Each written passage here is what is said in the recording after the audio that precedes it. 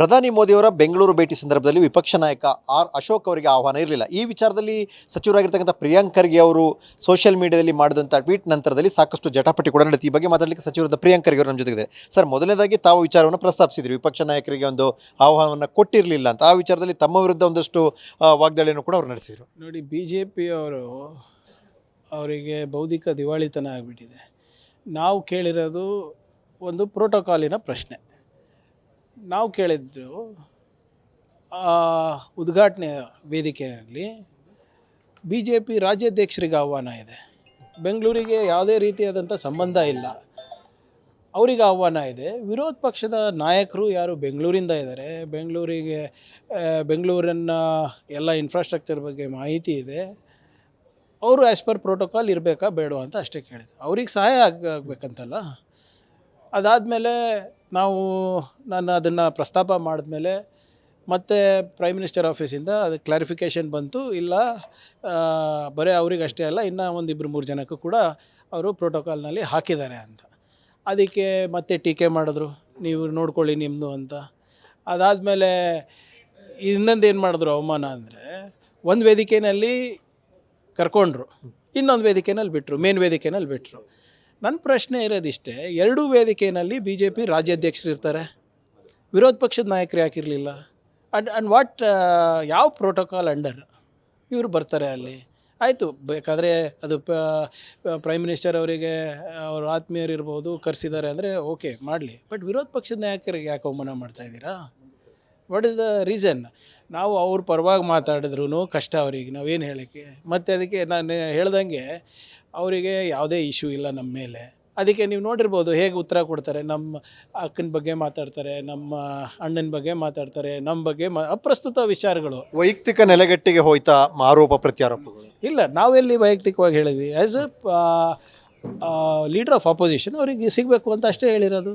What is wrong with that?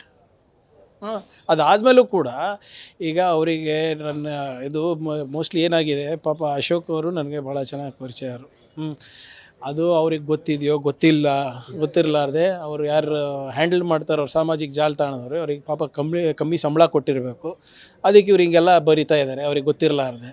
ಈಗ ವಿರೋಧ ಪಕ್ಷದ ನಾಯಕರು ನಾಲಾಯಕರು ಅಂತ ಹೇಳ್ತಾರೆ ಅಂದರೆ ಏನು ಹೇಳಬೇಕು ಇವರಿಗೆ? ಅವರು ಪ್ರಸ್ತಾಪಿಸಿದ ಯಾವ್ದು ವಿಷಯದ ಬಗ್ಗೆ ಬಿ ಜೆ ಪಿಯವರು ಬಹಿರಂಗವಾಗಿ ಚರ್ಚೆಗೆ ಬರ್ತಾರೆ ಹೇಳಿ? ಆರ್ಥಿಕ ವ್ಯವಸ್ಥೆ ಬಗ್ಗೆ ರಾಹುಲ್ ಗಾಂಧಿಯವರು ಪ್ರಸ್ತಾಪ ಮಾಡಿದ್ರು, ಅದ್ರ ಬಗ್ಗೆ ಚರ್ಚೆ ಮಾಡಿದ್ರ? ಇನ್ನು ಆಪ್ರೇಷನ್ ಸಿಂಧೂರ್ ಬಗ್ಗೆ ಕೇಳ್ತಾ ಇದ್ದಾರೆ, ಸ್ವಲ್ಪ ಜನರಿಗೆ ಮಾಹಿತಿ ಕೊಡಿ, ಅದ್ರ ಬಗ್ಗೆ ಮಾತಾಡ್ತಾರ? ನಿಮ್ಮ ಏನು ಉದ್ಯೋಗದ ಬಗ್ಗೆ ಮಾತಾಡ್ತಾರ?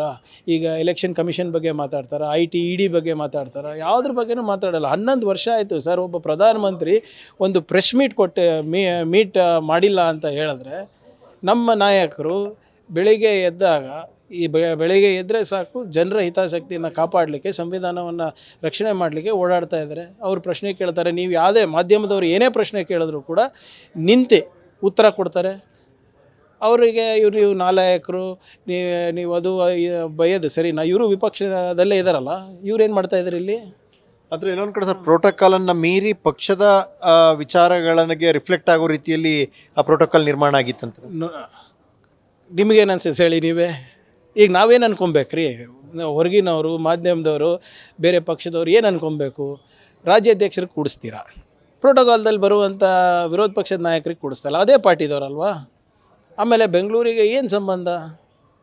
ವಿಜೇಂದ್ರ ಅವರು ಯಾರಿಗೆ ಇರ್ಬೋದು ಸರ್, ಆ ಹುದ್ದೆಗೆ ಗೌರವ ಸಿಗ್ತಾ? ಅವ್ರು ಪ್ರಧಾನಮಂತ್ರಿಯವರೇ ಗೌರವ ಕೊಡ್ತಾ ಇಲ್ಲ ಅವ್ರ ವಿರೋಧ ಪಕ್ಷದ ನಾಯಕರಿಗೆ ಅಂದರೆ ನಾವೇ ಕೊಡಬೇಕು ಆ ಸ್ಥಾನಕ್ಕೆ? 2 ವೇದಿಕೆ ಇತ್ತಲ್ವ ಸರ್, ಒಂದೇ ವೇದಿಕೆ ಯಾಕೆ? ಒಬ್ರಿಗೆ 2 ವೇದಿಕೆ ಸಿಕ್ತು, ಒಬ್ಬರಿಗೆ ಬರೀ ಒಂದೇ ವೇದಿಕೆ ಸಿಕ್ತು ಯಾಕೆ ಅಂತ ಅಷ್ಟೇ ಕೇಳ್ತಾ ಇರೋದು ನಾವು. ಅದು ಉತ್ತರ ಅವ್ರು ಕೊಡಲಿ, ನಮ್ಮ ಹತ್ರ ಕೇಳಿದ್ರೆ. ಓಕೆ, ಇದು ಸಚಿವರಾಗಿರ್ತಕ್ಕಂಥ ಪ್ರಿಯಾಂಕ್ ಖರ್ಗೆ ಅವರ ಮಾತು. ಅಂದರೆ ವಿಪಕ್ಷ ನಾಯಕರ ಪ್ರೋಟೋಕಾಲ್ ಮೇಂಟೈನ್ ಮಾಡೋ ವಿಚಾರದಲ್ಲಿ ಒಂದು ವೇದಿಕೆಗೆ ಮಾತ್ರ ಬಳಸ್ಕೊಂಡು, ಅದು ಕೂಡ ನಾವು ಮೊದಲು ವಿಚಾರವನ್ನು ಪ್ರಸ್ತಾಪಿಸಿದ ನಂತರ ಬಳಸ್ಕೊಂಡ್ರು ಅನ್ನುವಂಥದ್ದು ಸಚಿವ ಪ್ರಿಯಾಂಕ್ ಖರ್ಗೆ ಅವರ ಮಾತುಗಳು ಕೂಡ. ಕ್ಯಾಮ್ರಾ ಪರ್ಸನ್ ಪುರುಷೋತ್ತಮ್ ಜೊತೆ ಸುಕೇಶ್, ಪಬ್ಲಿಕ್ TV, ಬೆಂಗಳೂರು.